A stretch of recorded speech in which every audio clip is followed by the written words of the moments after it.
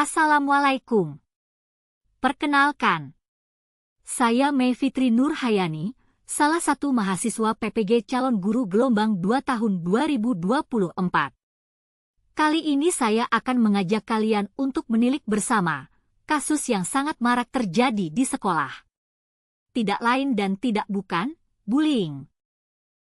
Sebelumnya, izin menyampaikan bahwa proyek ini digunakan untuk menyelesaikan ujian akhir semester mata kuliah Design Thinking. Berikut saya sajikan infografik berupa persentase kasus bullying dalam jenjang pendidikan dari sumber KPAI FSY. Bagaimana menurut Bapak, Ibu, dan teman-teman sekalian? Berdasarkan persentase demikian, pendidikan Indonesia menghadapi masalah serius terkait bullying di lingkungan sekolah. Mengapa masalah ini dianggap serius? Karena berdampak negatif pada kesejahteraan mental dan emosional peserta didik. Apakah kalian tahu kasus bullying yang menimpa anak SMP umur 14 tahun di Surabaya bernama Charles William? Yah, Charles dibully oleh 6 murid lain di sekolahnya. Dan yang lebih mengejutkannya, ia menjadi korban bullying sejak duduk di bangku sekolah dasar. Ia sering mendapatkan perlakuan jahat dan akhirnya terbiasa diam yang mengakibatkan saraf mulutnya menjadi kaku dan tidak bisa lancar dalam berbicara. Apakah setuju sering itu kok dibokol sama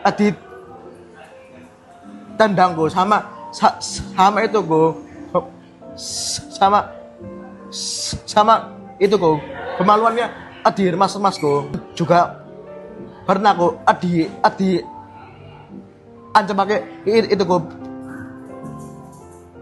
pisau kok apas itu kok renang kok asar atom kok dipukuli sama tendangi kok sama itu kok tenggelamkan kok sama itu kok sama itu kok telanjangi kok.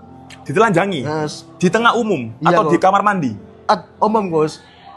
Terus kemaluannya remas-remas kok, gitu kok. Siswa cewek melihat kamu? Lihat kok.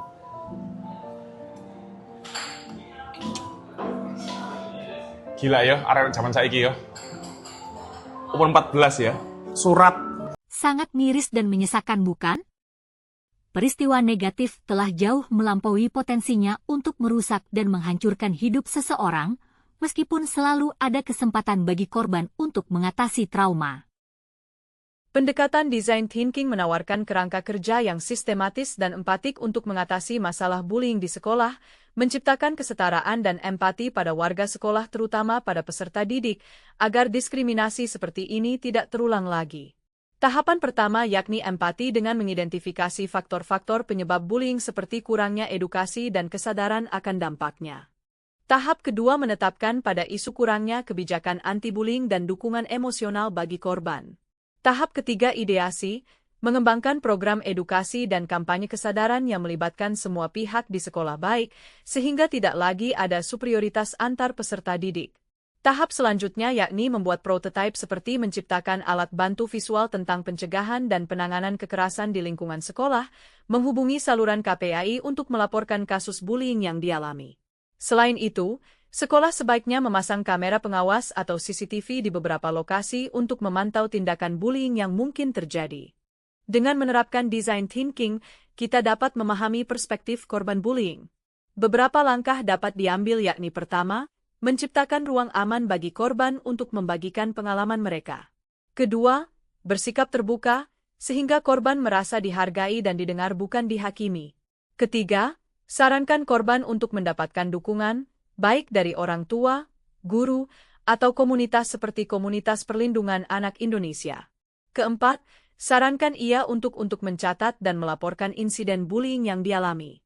Yang terpenting, menginternalisasi nilai-nilai kemanusiaan dan budaya dalam pembelajaran, seperti gotong royong, kerjasama, menghargai pendapat, dan lain sebagainya guna membentuk karakter secara berkelanjutan.